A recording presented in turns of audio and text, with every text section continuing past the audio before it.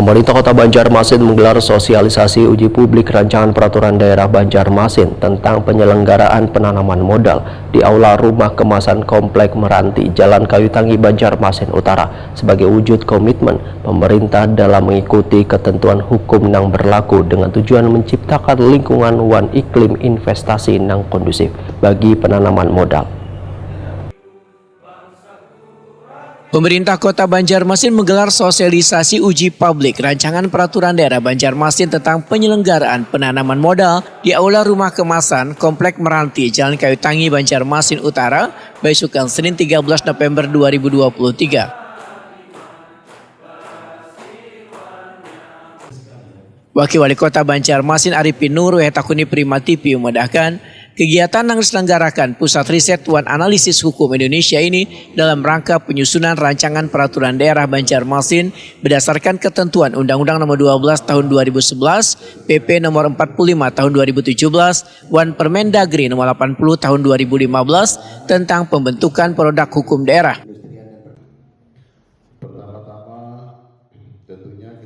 Penyusunan rancangan peraturan daerah, ujar Arifin Nur, merupakan wujud komitmen pemerintah dalam mengikuti ketentuan hukum yang berlaku dengan tujuan menciptakan lingkungan wan iklim investasi yang kondusif bagi penanaman modal.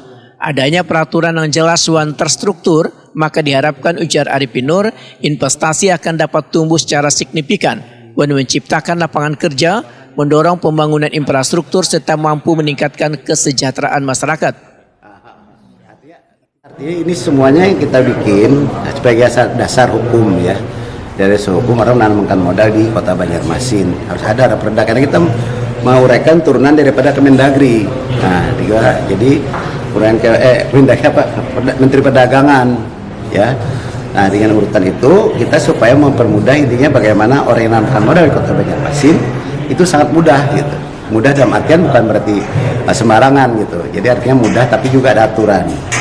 Nah, jangan sampai orang menanamkan modal ke Banjarmasin malah sulit gitu.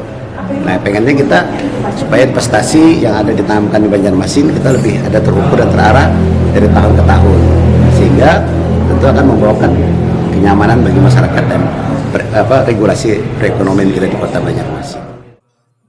Arifin Nur pun meminta seberatan pihak agar dapat berpartisipasi aktif dalam diskusi dan memberikan pandangan, saran maupun kritik yang konstruktif.